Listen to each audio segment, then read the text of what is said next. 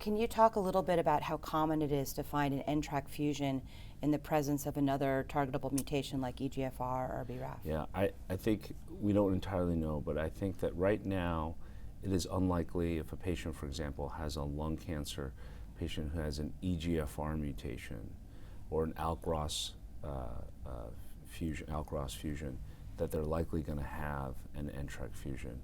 And we've not really seen that in the 153 patients we've now enrolled in, for example, the larotrectinib trials. So it is on the patients that likely are going to express NTRK fusion or have NTRK fusion alterations are those that are not going to have your standard EGFR mutation or ALK-ROS translocations. Can you talk a little bit about the patients who might be candidates, say, for something like PD-L1 or immunotherapy?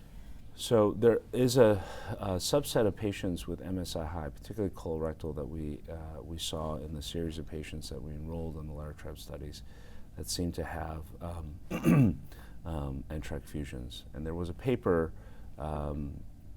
approximately 2 years ago that was published by a group in Valdebrán in Spain that showed in a subset of MSI high colorectal that the most common molecular alteration or the most common fusion was NTRK fusions.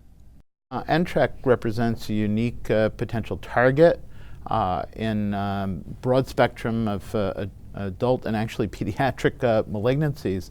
And for the first time, we actually have an agent now that has been FDA approved on the basis of its target specificity. So target specific indication that's actually tumor agnostic, and that's larotrectinib.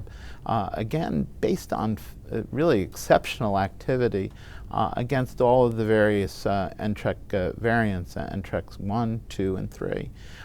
This target is not specific for lung cancer, which is where I regularly labor, but goes across the board in both adults and kids. Some unusual tumors, secretory tumors of the salivary gland and the breast, pediatric tumors, congenital nephromas, infantile fibrosarcomas, a few unusual tumors or less common tumors such as GBM, and thyroid carcinoma and sarcoma in both adults and children. And then in adults, lung cancer, pancreatic cancer, cholangiocarcinoma, colorectal cancer, melanoma. So as I've indicated, it is not confined or specific to lung cancer to any other solid organ tumor. Not generally seen in liquid tumors, at least to the best of my knowledge, no major identification, at least not yet, in lymphomas or leukemias. Activation of NTRK leads to constitutive kinase mediated tumor growth and ultimately oncogene addiction.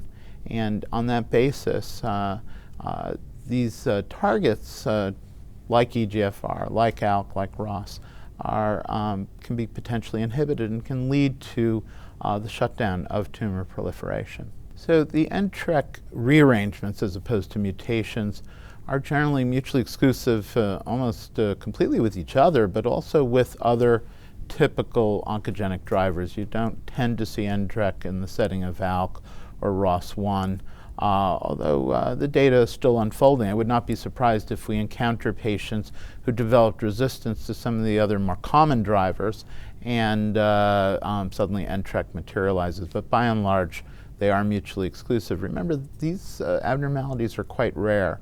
At least in lung cancer, the incidence, depending on which series you look at, is anywhere from 0.2% to 2.7%, but mostly on the much lower side, probably about 0.3 to 0.5%. And that underscores the importance of next generation sequencing. This is not an abnormality that you would normally specifically test for. It needs to be part of a much larger panel where we can really harvest small amounts of tissue optimally to get a lot more information. And in so doing, potentially identify a target that we might not have otherwise been aware of. With respect to PD-L1, I think the data are still out. We see other oncogenic driven tumors have varying levels of PD-L1 expression, but of note, at least so far, with the exception of BRAF and KRAS, the checkpoint inhibitors don't seem to work all that well in tumors with oncogenic drivers, certainly in EGFR, ALK, ROS1 tumors.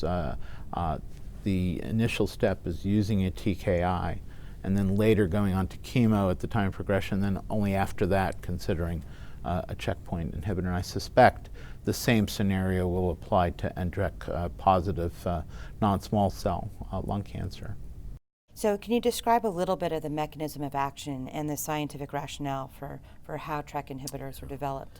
So larotrectinib and also entrectinib are more so larotrectinib is very specific for the NTRK receptor pocket, the ATP pocket.